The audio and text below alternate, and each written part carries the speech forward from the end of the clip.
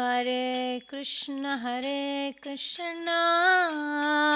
Krishna Krishna, Hare Hare, Hare Rama,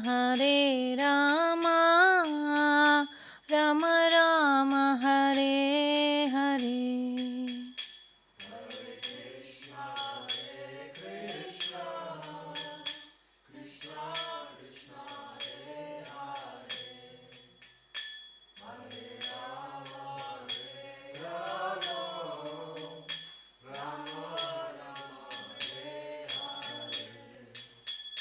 Jaya Radha Madhav, Jaya Radha Madhav, Radha Madhav, Jaya Ashta Sakhi, Jaya Radha Madhav, Radha Madhav, Radha Madhav, Jaya Ashta Sakhi, Jaya Nrsingadev, Nrsingadev, Nrsingadev, Jaya Prahlad Maharaj, Jaya Nrsingadev, Nrsingadev, Nrsingadev, Jaya Prahlad Maharaj, Jaya Panchatattva, Jaya Panchatattva, Panchatattva, Jaya Panchatattva, Jaya Panchatattva, Panchatattva, Panchatattva, Jaya Panchatattva, Jaya Prabhupada,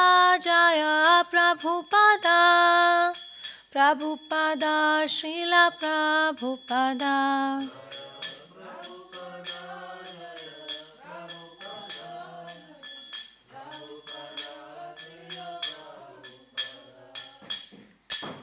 Jai Shri Radha Madhava Ashtasakhi Vrinda Shriman Mahaprabhu ki, Shri Prahlad Nrsingadev Ananta Dev ki, Shri Panchatattva ki, Srila Prabhupada ki, Gaura Bhakta Vrinda ki.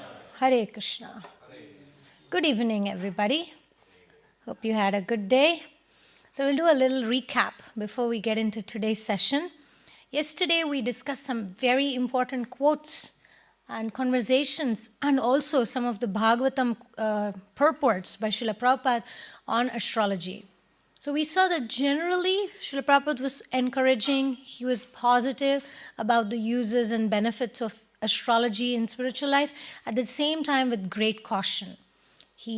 Later years, we saw that he was discouraging devotees from depending on astrology.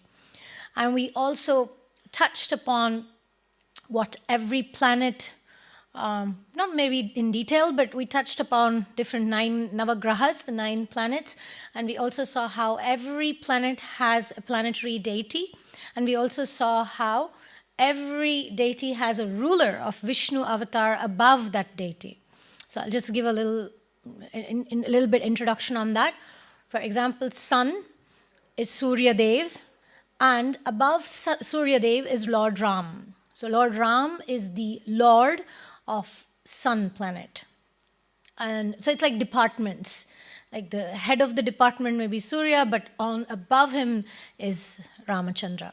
And then Moon is moon god, Chandradev, and above that is Krishna himself. But it's not the Supreme Personality of Godhead Krishna, it's the avatar Krishna. And then Mars is ruled by Kuja Dev. And above that is Lord Nrsingadev, directly ruling on the Mars planet. And then there is Mercury. Mercury is Buddha.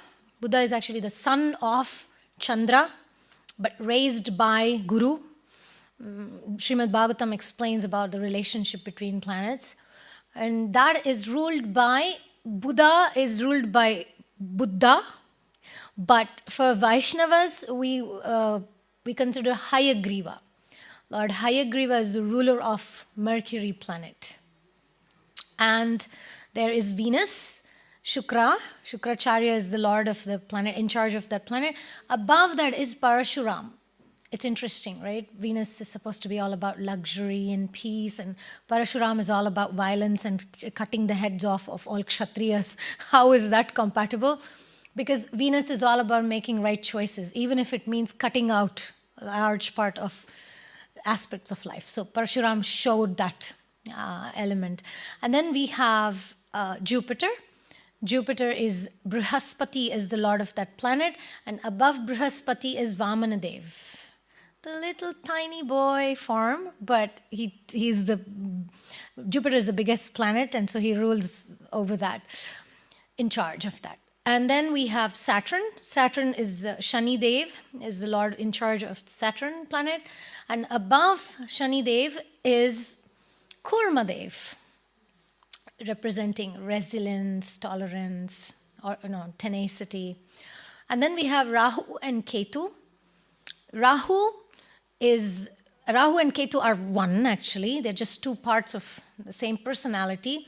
Swarbhanu is the person, and the head is Rahu, and the rest of the body, which was cut off by Mohini Murti, is Ketu. So Rahu is ruled by Varahadev. Varahadev rules Rahu. So any problem you have with Rahu, hold on to the lotus feet of Varahadev. And then Ketu is ruled by Matsya. Ketu is all about the subconscious mind. So if we want to gain control over our subconscious mind, over our past life karmas, Matsya Dev is the Lord. Because Bhakti Siddhanta Saraswati Thakur explains how Matsya, like fish, can go deep into the waters. So similarly, Matsya Dev can go deep into our subconscious mind and recalibrate, transform, reset those subconscious patterns that's been bothering us lifetime after lifetime. So today, I want to get a little bit into tools that can be useful for all of you. Again, I want to disclaimer, too much dependency on these things is not useful.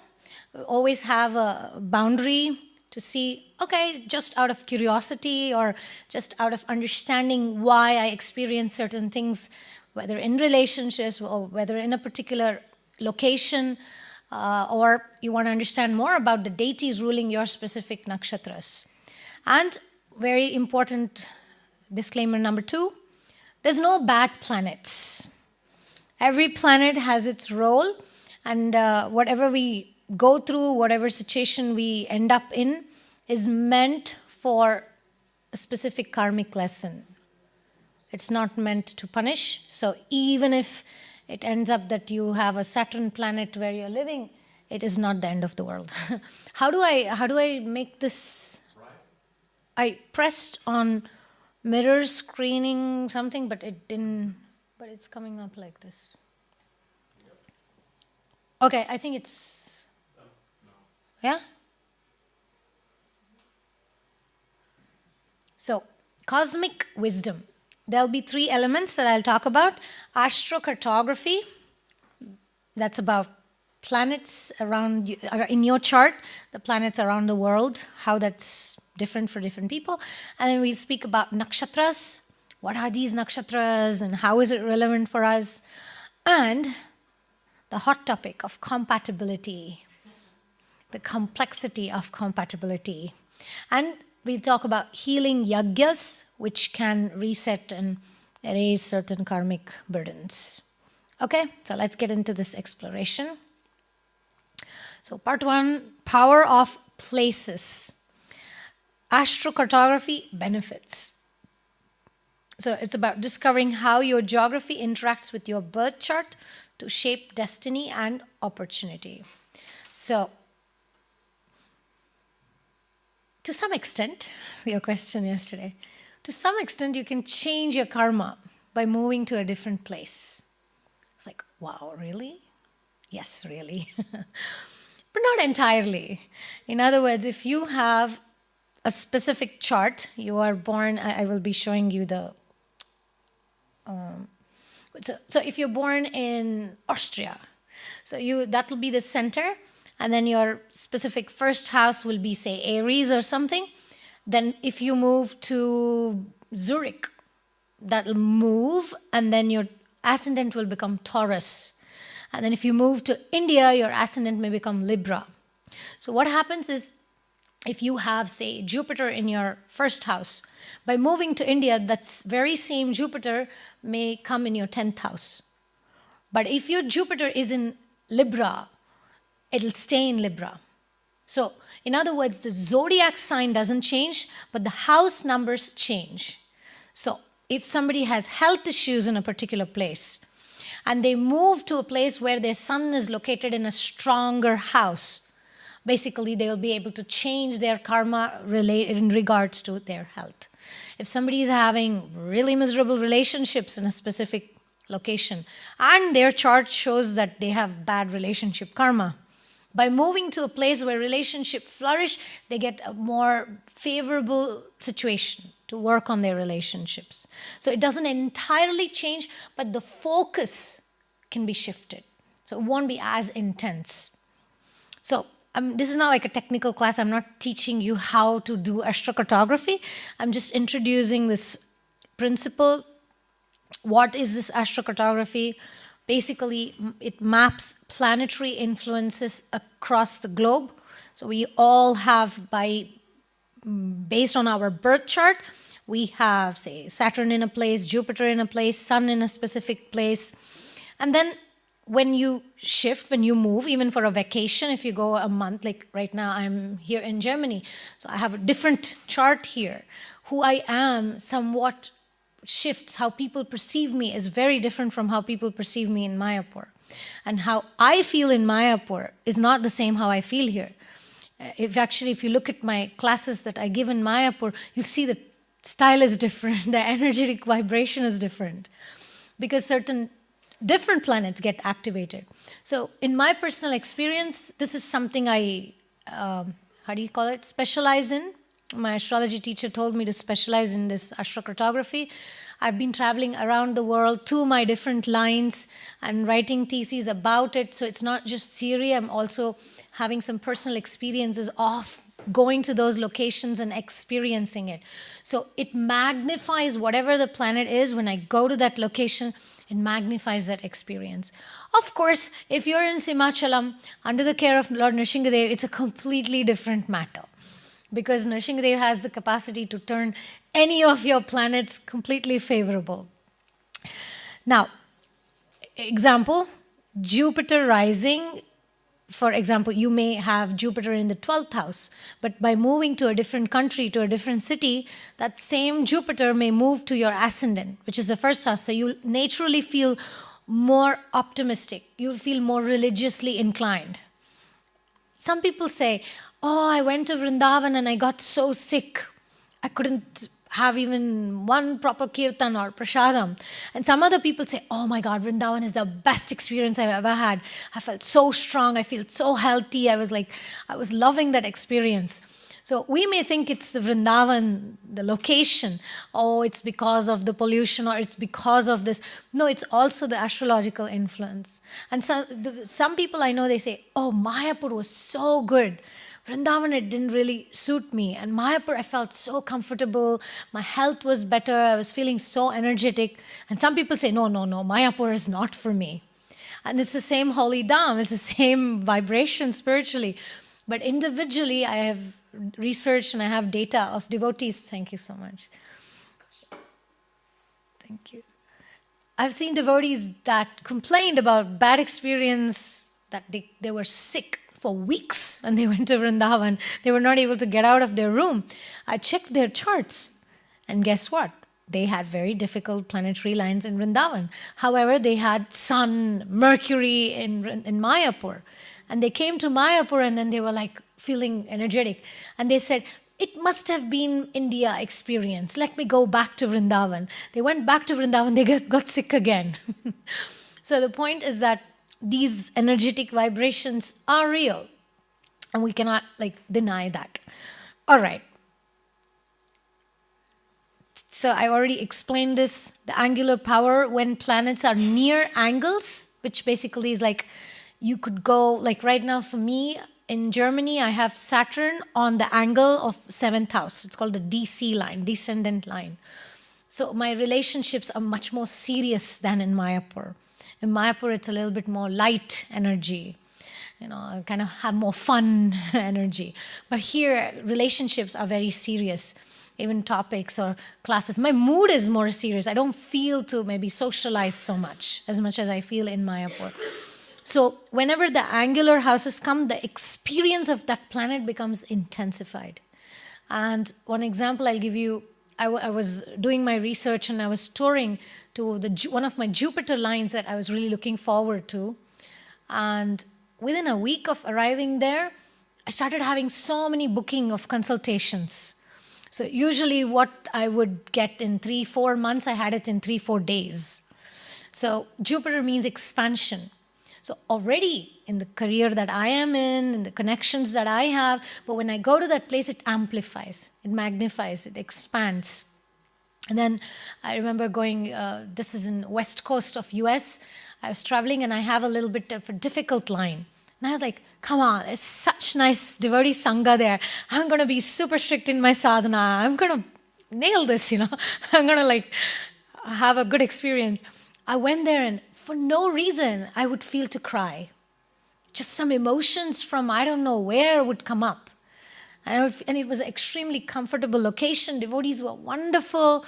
Everything was great on the external, but emotion, because that was a line of emotional as well. And very interesting thing happened there. This was just a few months ago. That line, it says that whatever is your private life will become public.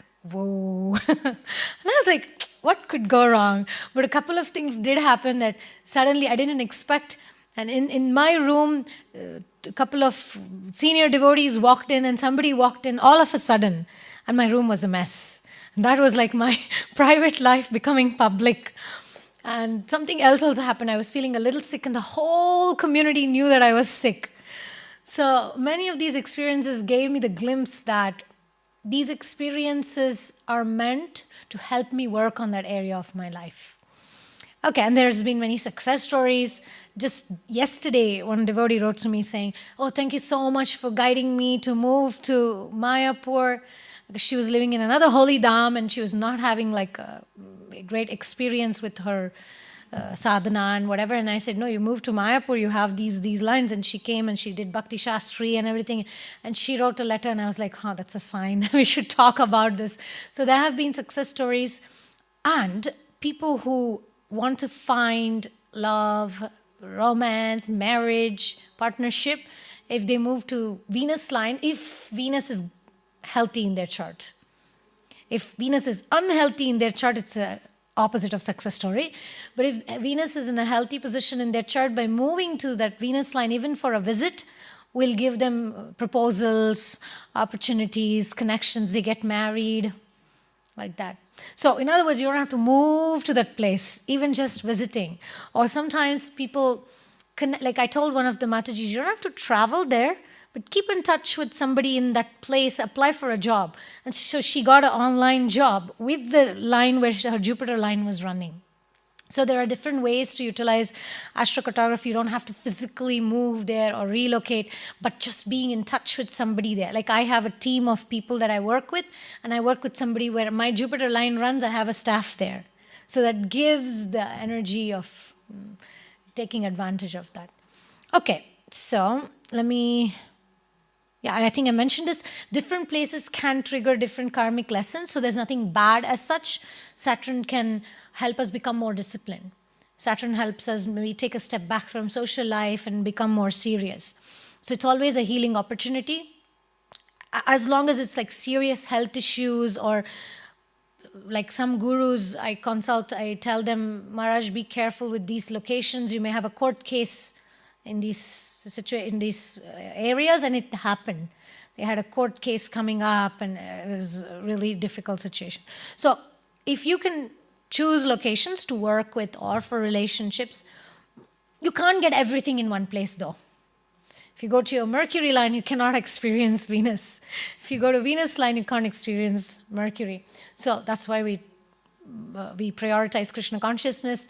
Because if we are in a community, you get Sangha also, you get studies also, you get good prasad also, you get everything. But in astrology, you have to kind of pick and choose. But for kids, if they want to study well, take them to the Mercury line, and that's where they'll study the best. The mind will be alert, clear, clarity, vision, focus will be much, much more. When I went to my Mercury line, 4 years, I was struggling to complete certain books. And I arrived in the Mercury line. Within 3 days, I completed all 4 books. There is a negative to that. I couldn't sleep. in that Mercury line. I was right on the line. It's not recommended that you live right on it. At least 100 miles is a good distance, 100 to 150 miles. And use it more for personal growth, not to make some serious decisions. Yes? Are the lanes changing over the centuries? The lines don't change, but the transits do change. Let me actually show you a map. So this is a map, okay? This is the map of a particular person. And this is astro.com. You can go check it out if you want. If you are Simhachalam Vasis, then we have a camp. And I'd be happy to serve you to give some insights. But if you want to learn, you can go to astro.com. It's called Astro Travel. Put your date of birth. And then something like this will appear. Don't have to worry, don't freak out about all these symbols. As soon as you click on a certain symbol, on the right-hand side, there will appear some text. It says, like, if I click on this moon, it will tell me, you have lower midheaven. Again, these are some technical terms, but just read those things to understand what that line may bring. And then if I click on the Saturn line, that's the Saturn. If you know symbols and if you know astrology, astrocartography is very easy and very useful. But if you don't know anything about astrology, you may take help from ChatGPT, put your chart there and say, I have Venus in the 4th house here. And then go to Astro Travel and then take a screenshot, put it up in ChatGPT and ask, how is this line going to be for me, where I have my Venus in Libra in the 4th house? So ChatGPT will give you some bunch of stuff. Again, don't make serious decisions like marriage or relocation or career or something big. But if you want to like play around a little bit, if you want to take serious decisions, consult a good professional astrocartographer. And you can also see there are these lines. These are called Paran lines. Don't worry about it. That's a detail. But these are the major lines. Each of these lines represents certain planet, and it tells you which line you may be and maybe where you're born, how the experience was. If you've been a traveler, a bit of a traveler. By the way, even 30 miles makes a difference. Even 30 miles, that's a Paran line. Like how I feel here and how I will feel 30, 40 miles if I go upward somewhere in Germany will be a different experience. So, yeah. You can change your feeling even just by moving 30 to 40 kilometers, miles. But that's, in this particular program, that feature is not there. But I'm just giving you an example that even 30, 40 miles makes a difference. Anything you want to ask now? No? No. Okay.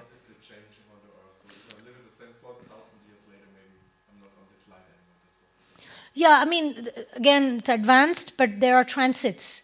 Like right now, Jupiter is moving. So when Jupiter is moving and it comes to where your Jupiter is, of course, that's where people have their lucky breaks and they will overnight become viral and all that stuff happens when you happen to be in the right place at the right time. And one other thing I've noticed is politicians' charts, if they have a Mars line in a specific country, they have enmity with that country. They keep having problems. And the same country, a different president has a good relation with the other country. So this is so interesting. The other one was, like John F. Kennedy, he went to his Pluto line. The day he went there, he got shot and he died. So some really like dramatic experiences are also there. Another example, I was thinking politicians and war and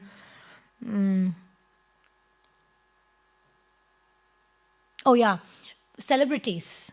If you look at celebrities' charts and then you see where they have like Jupiter, Venus, in that particular location, the fan base will be much, much more than maybe they have Saturn in a place. People don't like them so much in that area. So very interesting how the energy is. It's Krishna's creation, right? So he makes everything is very structured. Everything is very meaningful. It's amazing. Okay, let's go back to the presentation. Unless you have any question, especially about astrocartography. Anything? And even spiritual life. Like In certain places, you'll feel more enthusiastic to do your sadhana. Some places you may feel more depressed. Okay, yeah. I might have missed a little part. I was just curious. It's individual to the person, right? So Correct. the general area is individual to Yes. Based on, like I gave astro.com as a website. If you put your data, it'll give you your specific astrocartography map. Whatever is your birth chart, it takes the birth chart and puts it on a map. Okay, so when you put it on a map, like you may have different planets, your sister may have different planets in the same place. So you may go to the same location and you may have a different experience. I do have a question. So you said the different things.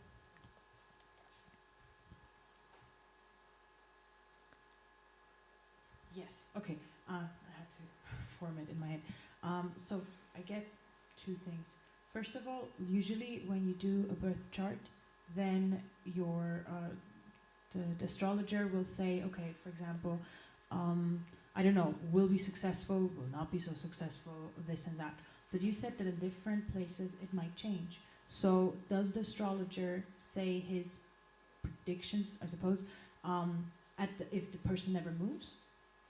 Is it like, do they say to the place where they are at that moment? Most astrologers don't use astrocartography. It's an advanced branch of astrology. Traditionally, the astrologers would say, like my Guruji would say, the astrologer would look in the chart, a really good astrologer, and would say, if you go northwest from where you're born, you will be more successful in trading. If you go southwest from the place you're born, you will have better relationships and your relationship with relatives will improve. So that was what traditionally they would use it for, because relocation, crossing ocean was not considered auspicious. So they wouldn't recommend crossing, leaving your country and relocating was not so much of a... So the map thing is more of a invention, but it's the same principle. You go northwest, you gain trade, you'll improve in trade. If you go southwest, your relation, which basically means southwest your Venus line is going and northwest your Mercury line is going. And what's the second part of your question? An astrocartographer has to do the job once the basic chart is already cast. So in other words, you can't just learn astrocartography without learning astrology. You need to have basic understanding of what the planet represents. Somebody may have a good Mercury in their chart, but really bad Sun. So if they go to the Mercury line, their learning will be like that, but they will not be able to put it to use. So a good astrologer will tell you, yes, Mercury line, but it's may not be good for you because it's excess in your chart. You speak too much, I'm not saying you, hypothetical. You talk too much. So if you go to your Mercury line, it's just going to waste away your energy. Actually, it's better for you to go a little bit near your Saturn line. I take 1.5 hours per person to do like a thorough astrocartography if a person is considering, I want to know, where will I be successful? The other answer to your question is, let's say, person A, astrologer says, you will be good at doing business with perfumes and luxury items. This will be your area of success. Then we look at the person's chart and we see, where does this person have Venus line, for instance, if the Venus is the lord of their career house or business and whatever. If by going to that location, when this person moves to that location and does that business, naturally the business will be twice as successful as in any other place. Any other place also he may experience success in that field of work, but it may have other obstacles based on maybe the Saturn line is around or Mars is around, so he's always getting into conflict. So profit will be there, but he may have other issues like that. Does it make sense? That does make sense. So basically the baseline is the same, but it might have variance. Correct. Okay. Yeah. Makes sense. Impact is different. And you may still be successful in that area, but you may have other troubles. But if you just go with, by the way, not everybody has some great line in some place. Many people have the best planets under the ocean.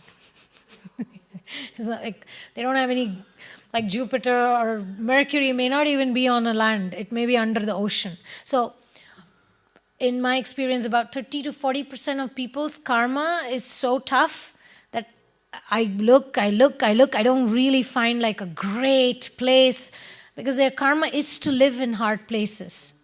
So that's another possibility. So it's not that everybody gets a chance to. And if somebody has, say, Rahu with Venus in their chart, wherever you go in the world, Rahu and Venus will always be together, the line, the experience. So for example, somebody is flirtatious, somebody is not of good character, they have a loose character.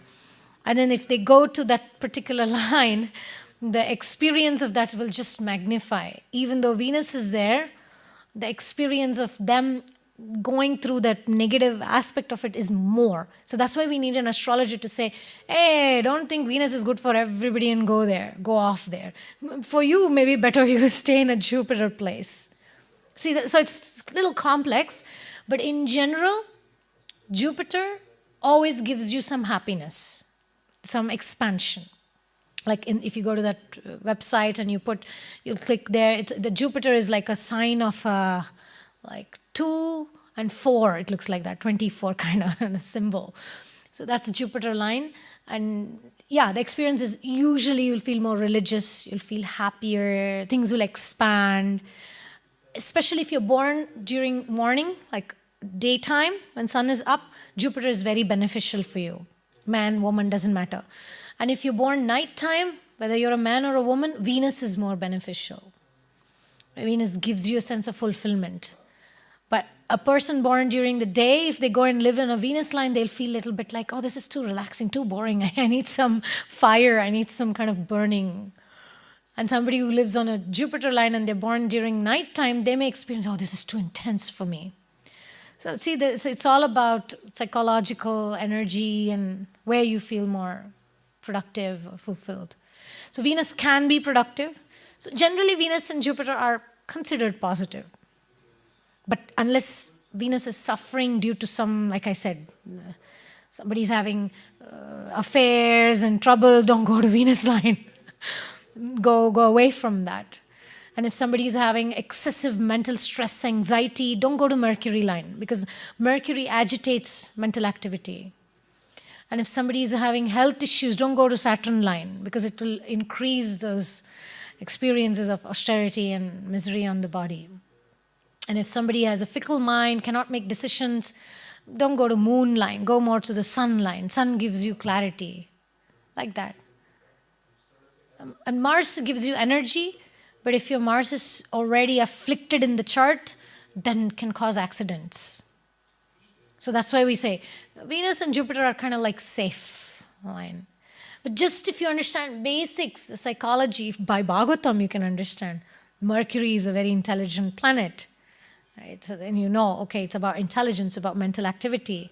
Jupiter is about religiosity. So you can relate to the energy of the planet and go there accordingly. Go or work online or have clients there, take a teacher from there. So many ways to experience that. Does it help? Yes, that makes sense. Yeah. So you said before that just by 30 miles one can have quite a big difference, yeah? Correct. So then I'm thinking that having the right information when you give to the for example in this case astro.com, yeah, it's very sensitive also process. You need to have a very perfect information about yourself. I don't know what kind of data they get. But yeah, Astro.com is not to make that kind of detailed decisions. Astro.com is for you to understand the major planets, which countries, what planets you have.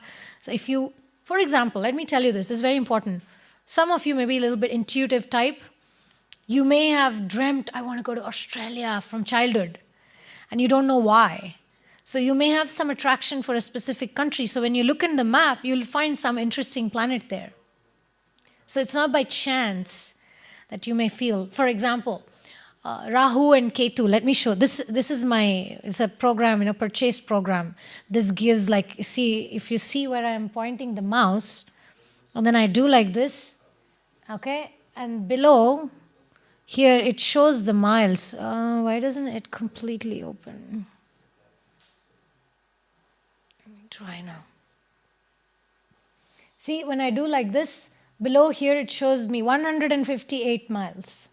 Can you see? For example, if I see Ljubljana to that line, it shows me 194 miles. So this is my professional program that shows exactly from that city how 500 miles is the maximum influence of a major planet.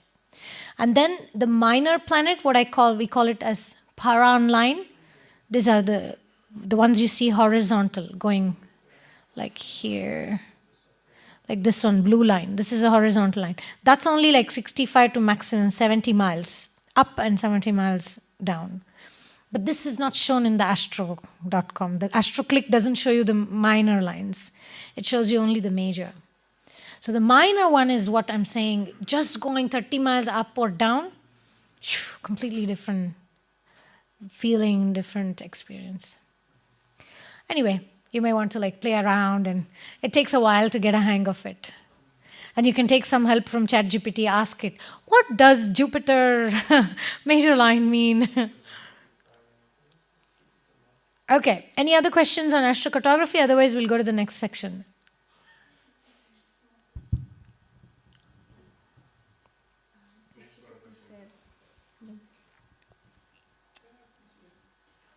Just because you said that if you have a lot of Mercury, that you could have anxiety and stress. So if you then move to Mercury place, then that will get increased. What would you recommend a person that would like to go to a place to study, even with anxiety? Yeah, see again, that's an advanced question. When you see in the maps, you will see, say, Mercury. There are 4 types of Mercury lines. Recently, I did a reading for a sannyasi, a guru. He was feeling overwhelmed with disciples all the time bothering him, and he couldn't finish a book. So he was consulting with me for checking which is a good place. I said, Maharaj, you still need Mercury line, but you need a Mercury IC line, which means Mercury, when it goes in the 4th house, the focus, the clarity goes more internal, not external. Where he was living, it was on his 10th house, which means the doorbell is always ringing, just as an analogy. Somebody's always wanting your attention. He couldn't finish the book. And then I told him, go to this other location where you have your Mercury, you have access to Mercury, but it's going to be in your 4th house. So, like I said, you were not here when I started speaking about it. Moving to different places changes the house numbers in your chart. So being in India for that Maharaj was certain Mercury, but moving to Europe, it shifts the Mercury to a different house. So he was able to go there and he was able to finish. He went to some very cool place, it's supposed to be very relaxing, and he couldn't finish there. He said, I thought by going there I would be able to. But even there he had some hyperactive planet. So not all Mercury lines are the same. That's why you may need to deeper study, get Mercury on your 4th house. But if you want to make money or you want to communicate externally, then Mercury in the 10th house. And just a disclaimer or a tip, when you're looking at this chart and you don't see any planet, like here, Moscow, let's say, there's no planet exactly going straight. Doesn't mean that there's no planetary influence. Again, I'm showing you kind of advanced stuff, but when I go here, when I hover over the screen and I go to Moscow, the chart for Moscow comes here. So there is still the influence. It may not be as intense as going on the line or 100 miles or 200 miles from there. I would say the safest, best is 150 miles from the line. It's a good thing. Because if you go right on the line, if you go right on Jupiter line, I kept eating all day. Because Jupiter is about that expansion. I couldn't stop eating. Eat, eat, eat, eat. And literally, like, I think in 2-3 weeks, I gained 5 kilos. That's serious. That was like, I was right on the Jupiter line. And then I moved a little bit away. And people go through that. And most people, maybe they don't move much. So they just think, this is me, this is my life. But traveling is really good. It shifts your perspective. It helps you access planetary energies, see life, see your own personality in a different light. Like now here, I'm seeing myself in that Saturn in the 7th house light. That's not usually me. Yeah, so it's you explore another you. Okay, does it help? Yes, Mataji.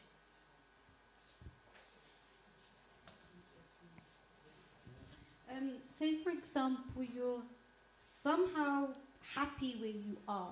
Correct. And then you would do the astrocartography, but there's something not quite right. Like, say you're exactly on the line, but actually, quite a lot of you is happy, but you see certain things are influencing, maybe not in the most positive way.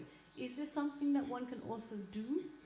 It depends on your mood. Some people, like I said, some people's karma is that they have a happy chart. So wherever they go, more or less, that will follow them. And some people kind of have always a cloud above their head, always a little bit sad and critical or whatever. So no matter where they go, that mentality will come around with them. And then if you have a mindset of, I want to learn, I want to understand how can I maximize this line, then it's helpful. But if your moon is weak in your astrological chart, let me put it that way. If somebody's moon is weak in their astrological chart, don't even get into astrocartography, checking all this stuff. Because you may not, a hypothetical you. The person who has a weak moon may not have the capacity to take these things as a learning experience.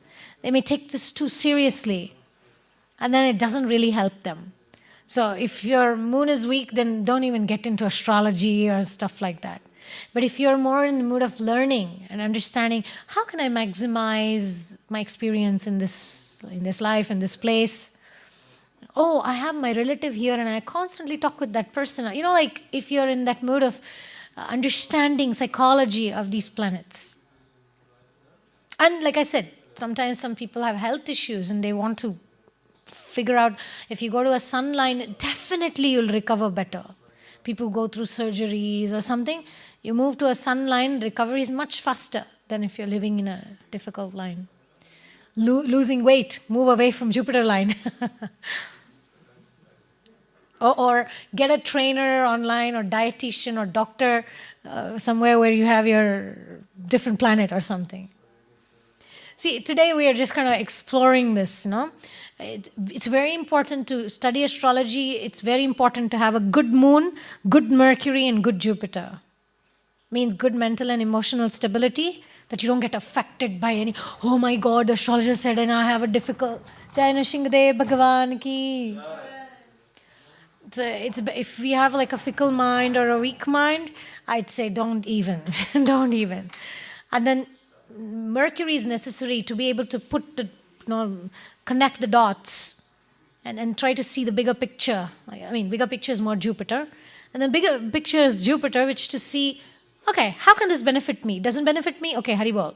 That's the ability of Jupiter. Jupiter is a happy planet. So we need all these three to make best use of these things. But again, if you have kids, you want to figure out where this person should go for higher education, or you're thinking 10 years down the line, I want to do something, may be useful. And again, if you're making serious decisions, come to me. Don't rely on, come to me or go to some other professional astrocartographer. Not all astrologers know astrocartography. Yeah?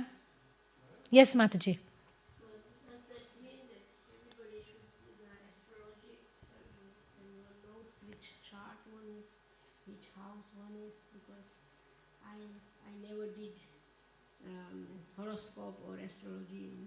So Yeah, you're lucky. I wrote a book called How to Mess Up Your Life with Astrology. So you had a fortune to not get involved.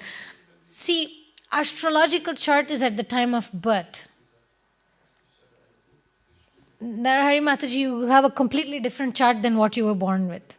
Because astrology works because there is free will. We created our chart by our actions, by our choices. And you made choices to come to Simhachalam, to serve Nrsingadev, to be amongst devotees. So over your decades of experience, all those planetary energies have shifted. So there would not be any need for you to look at the birth chart at this point. This would be useful for devotees who are, what schooling, what kind of education, what career will be fulfilling for me, what kind of partner I should marry, or how do I harmonize with my partner. Bhakti Siddhanta Saraswati Thakur, from my understanding, reading he was an astrologer, right? He gave up astrology. He says only twice in your life you need astrology. To understand your nature, that's actually the parents' job, to understand our nature. And then when you get married. Otherwise, we don't need astrology.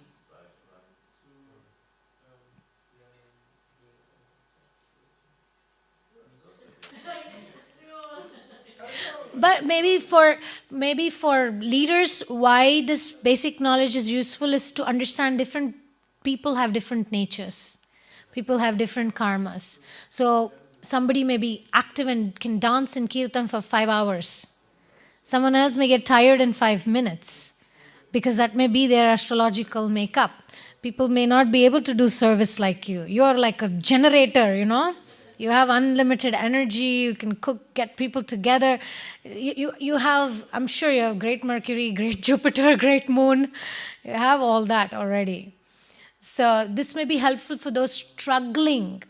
Like for example, somebody, I can't focus on my studies, I can't learn verses, I can't do this, and I want to. Then knowing what nakshatra your Mercury is in and chanting that mantra will give you that boost to run the race, so to speak. Some people, Mataji, you may not know, initiated devotees, have trouble chanting their rounds. I've been traveling around the world, and especially in the Western world, I would say 40%, at least 40% of initiated devotees don't chant their rounds. And then my study has been collection of data. Those devotees have big trouble with their moon, the mind. Their life is unmanageable. So for such people, giving them some astrological remedy, strengthen your moon so you can finish your rounds, so you can keep to your promise of initiation. See, so maybe some young person comes to you and says, my mind is so agitated, I can remember all the verses in the world, but I can't chant my rounds. Then, good Mercury, weak moon. Somebody may have a lot of knowledge, but their mind may not be in their control.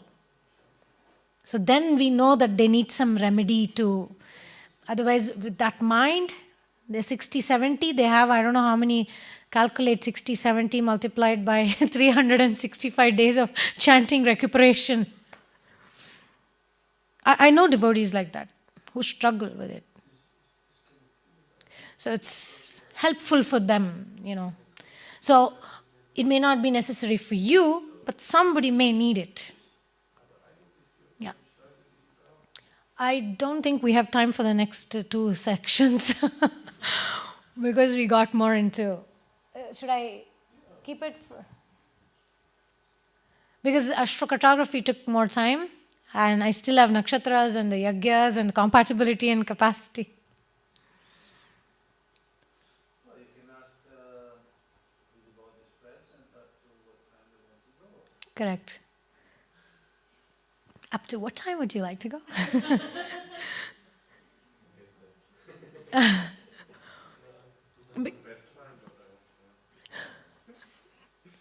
Are you sure you... In how much time can you cover nakshatras? What?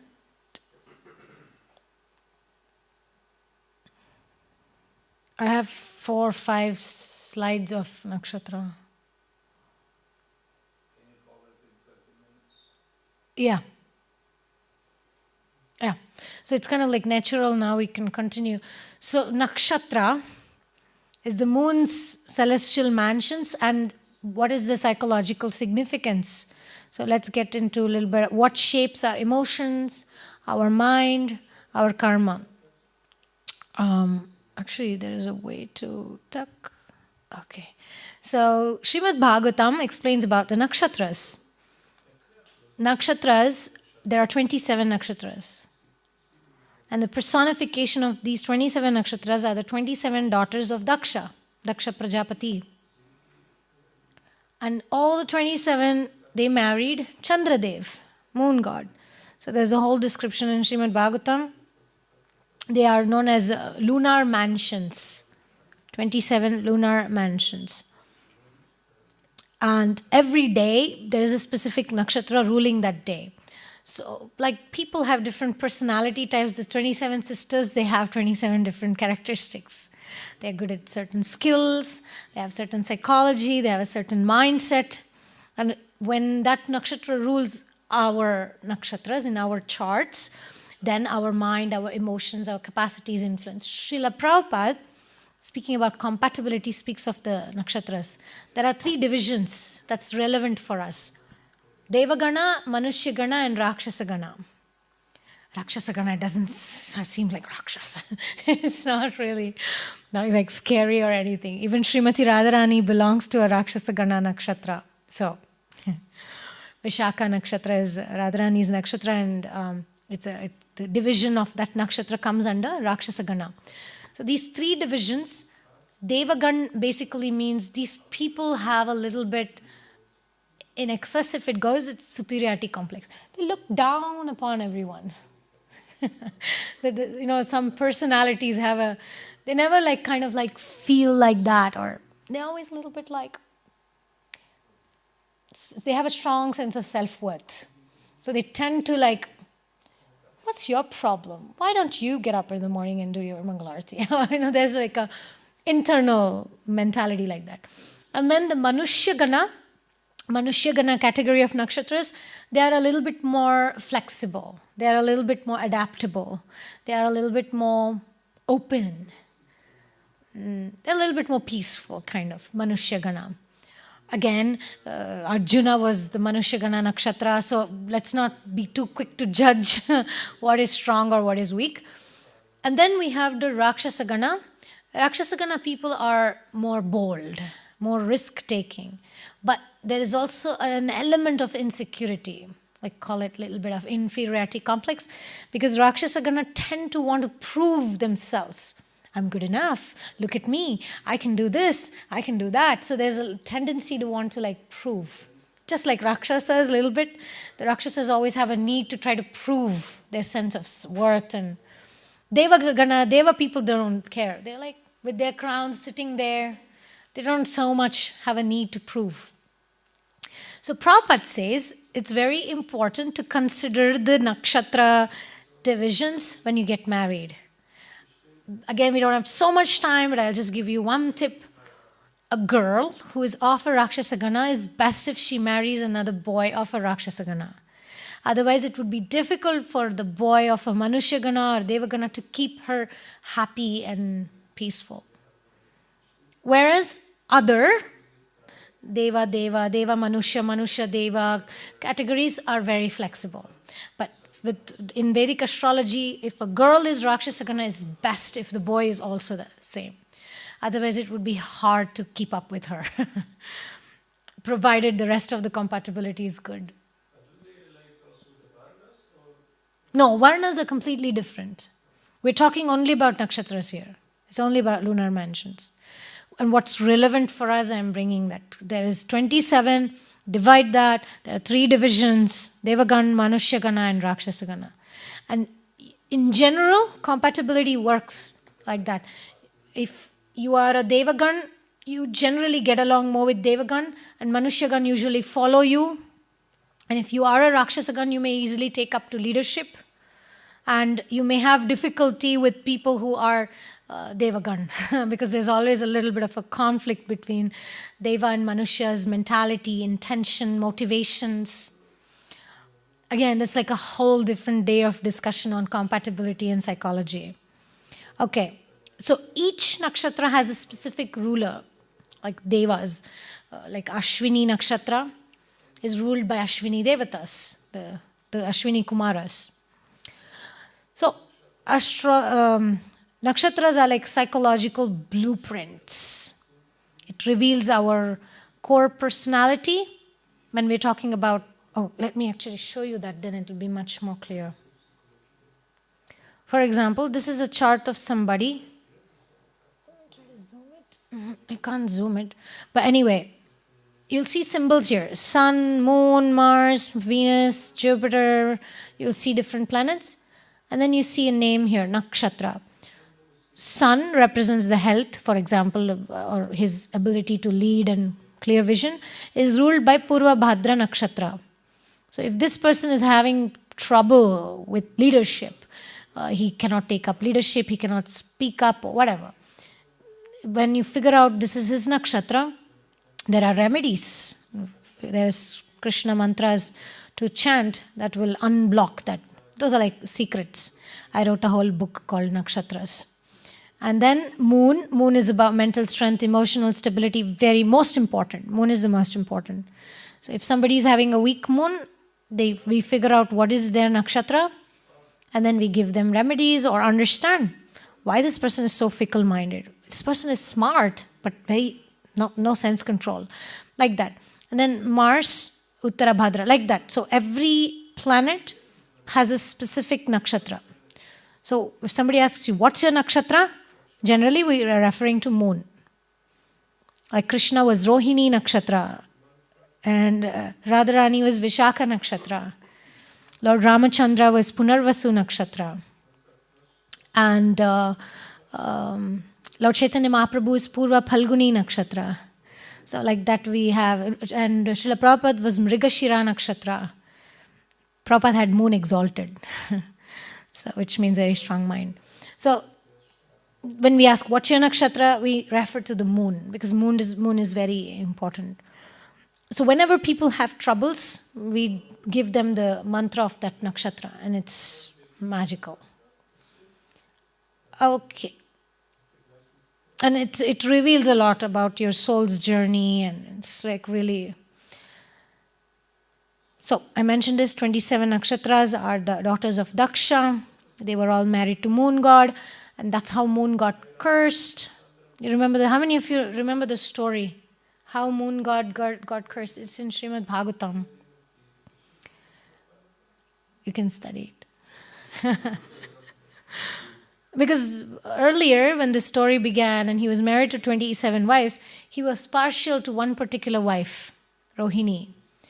And the rest of the daughters went and complained to Daksha. And Daksha is a little temperamental guy.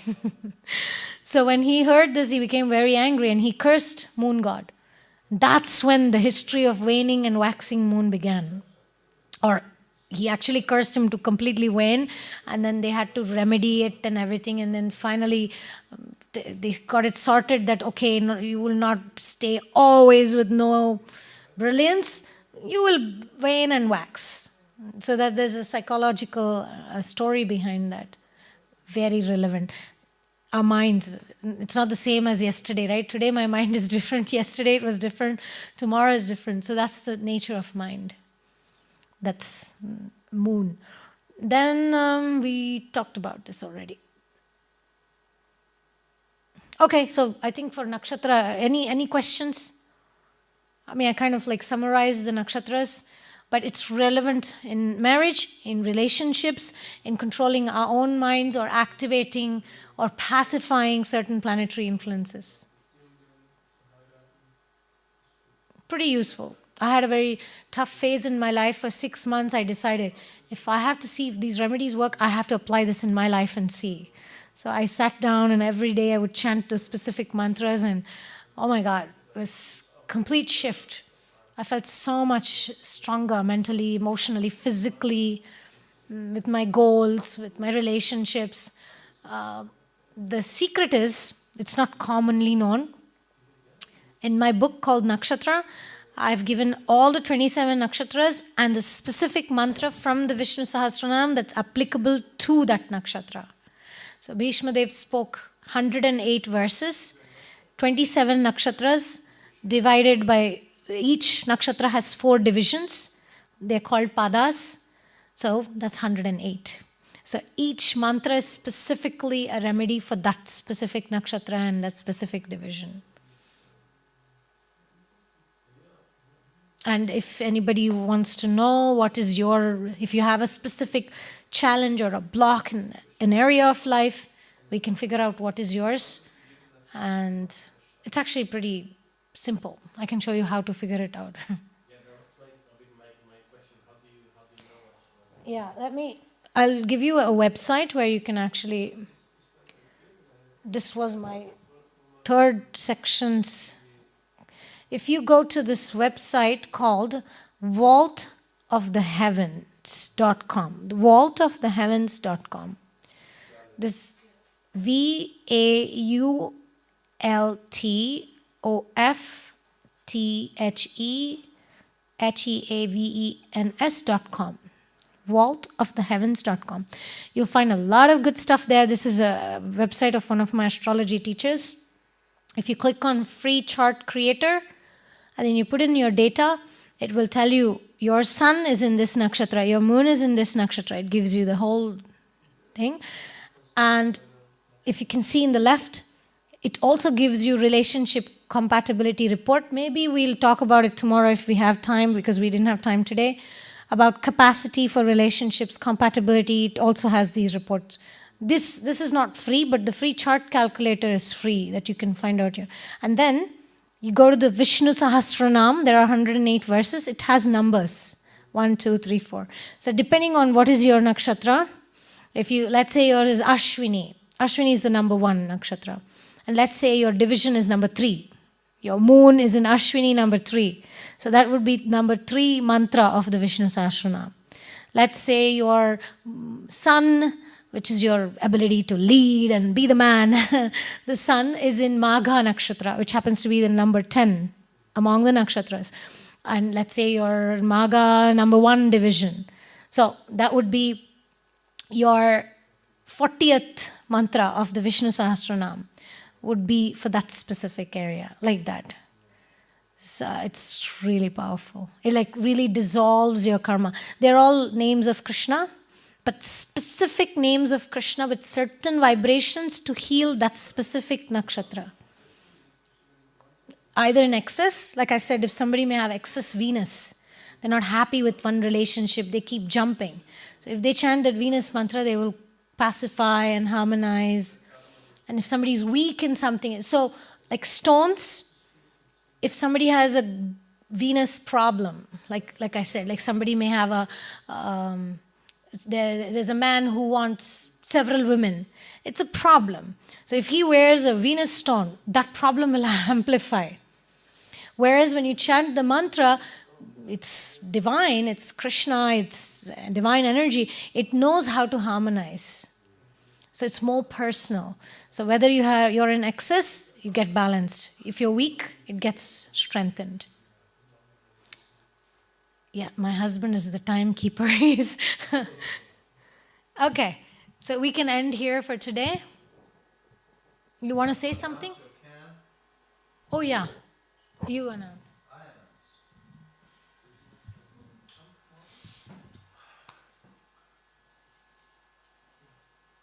We should turn off the recording or? No. Nothing. Because I don't want to see anything. No, you won't be able to. So, first of all, we need someone. Brian, can you, since you study mathematics and data science, can you be the reference person to take the name and the timings? Okay, so out of love and great gratitude for the community here in Simhachalam, my wife, Radha Govinda, decided to offer an astrological camp, meaning starting tomorrow after lunch, 3 p.m., she is willing to speak with devotees interested in having a brief consultation, especially focusing on these two aspects. So not a full reading, but especially focusing on these two aspects of locational astrology or astrocartography and nakshatra. And mainly nakshatra. So with the remedies, right? You can indicate the remedies and so on. So I don't know how many hours you want to do, because tomorrow 2 hours, 3 to 5. So 2 hours tomorrow and then next day also. So how much time for each person? 15 minutes? 15 minutes. Up to 20.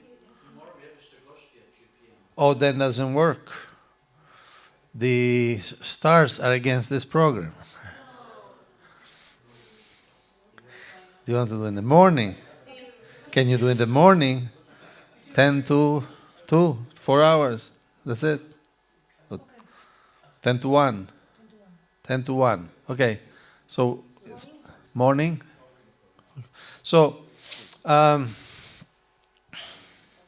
Sri Radha Govinda Das is not only one of the most recognized astrologers in ISKCON, he is also one of the most costly astrologers. Her general fee is $350 per hour. But again, this is astrological camp. She's not applying her fees. In fact, she's not applying any fee. Those who are interested can spend 15-20 minutes, and culturally speaking, they should give something as a donation, according to their capacity and willingness. Okay? And so we start tomorrow at 10, about 3 hours, and again, maximum 20 minutes per person. This is an offer reserved for the residents of Simhachalam. And we need a place. Where is a good place? Kind of little private place. The yoga room. Okay, we'll figure out where is the yoga room. And if you like to, and this is also valid for those who are listening and online, right? But if they are residents. So, no bar of gender, race, or creed. If you're a resident of Simhachalam and you are interested to take a look, give your name to Bhakta Brian, and he will tell you roughly. Of course, first come, first served. Huh? So if somebody say for instance, the first one will have a 10. Huh? The fifth one may go up to say 11:40. No, so they don't need to come at 10 and wait one hour, another hour. Okay? Anything else? Is that clear? And if you're not a resident of Simhachalam, you can become a resident of Simhachalam. Hare Krishna. Good night.